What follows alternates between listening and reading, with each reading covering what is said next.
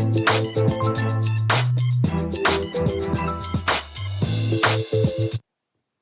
guys, Lisa Sabaniak here from lifelikeyoumeanit.com, coming to you live.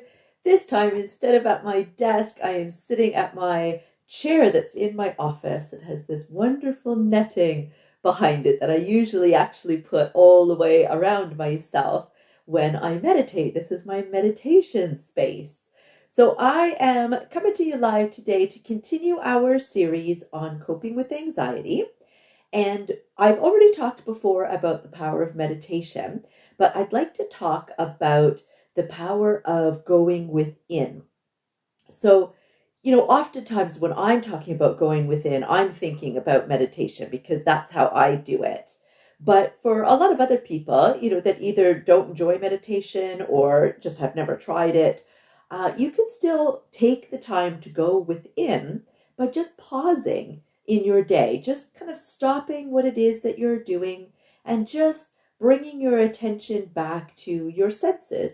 What am I seeing in my space right now? What can I smell? What can I hear? What can I feel? What can I touch? Well, I've talked about this before in terms of calming yourself down when you're anxious, doing the whole 5, 4, 3, 2, 1, right? Where it doesn't matter which of your senses it is, but it's, 5 things you can see and 4 things you can touch and 3 things you can hear, 2 things that you can smell and 1 thing you can taste, or, something along those lines.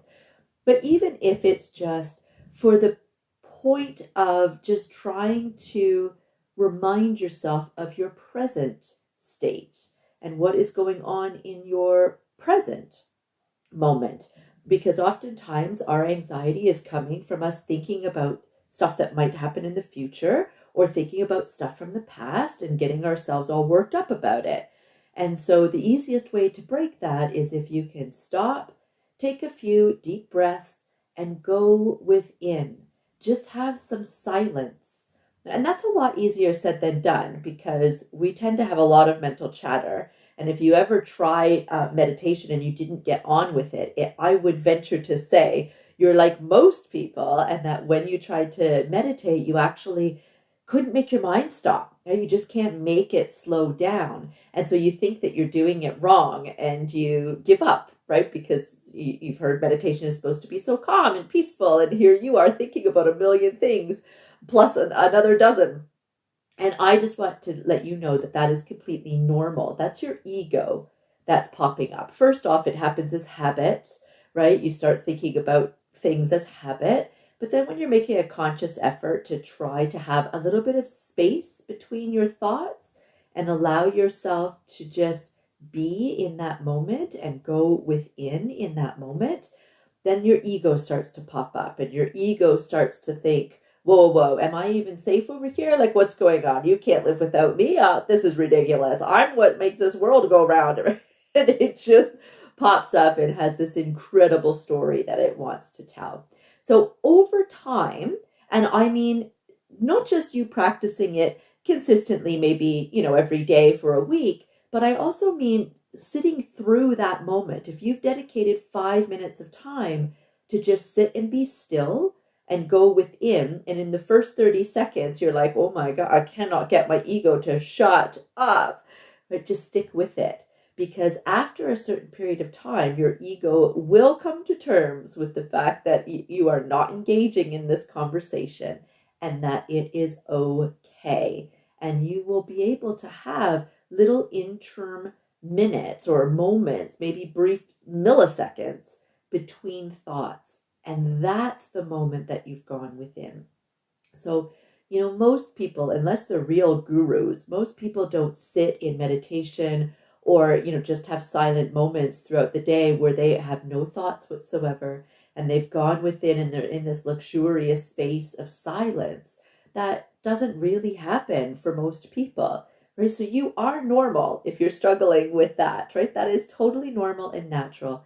Stick with it. And what you're really looking for is those brief little moments that you'll get between thoughts, between messages, between conversations that you're having with yourself. And those are the moments that you've gone within. So, like all of the tips that I've given you, over this whole series, because I've got, I think, 16 or 17 videos now, which go on over to my IGTV and have a watch of them. I've covered so many different things that you can do. But like all of them, we've got some, oh, thank you, Melissa, great advice. Thank you for sharing. Bless, thanks. Um, so a lot of my tips are for right in the moment when you're starting to feel really anxious. And some of them are more kind of long term to try to get you to start incorporating some really nice and lovely habits into your day, so that you start to shift your perspective, and you start to kind of build your tools of tricks that you've got available to you. And the next thing you know, you're actually not experiencing as much anxiety as often. So there's two different ways to go for it. And this technique is one of those that actually fits for both strategies. So if you get into a routine of carving out, and just start with a couple of minutes each day. You don't have to go, over the top and carve out an hour of trying to sit still, right? But then, beef that up to 5 minutes and 10 minutes and 15 minutes. And then whatever you're comfortable with and whatever fits in your day is enough. You don't have to compare yourself to what somebody else is doing. Do your own thing. Do what works for you.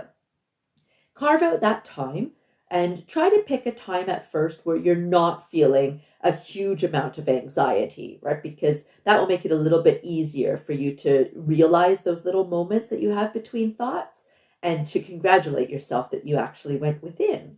And then what you could do is, as you start to notice that you are starting to get anxious over something, then you can start pulling in this tool. Because this is like a lot of other things, like meditation in general, where once you have the habit and you're able to actually find those moments within, those gaps between the thoughts, then you can do it a little bit more easily the next time, a little bit quicker, with a little bit less effort the next time.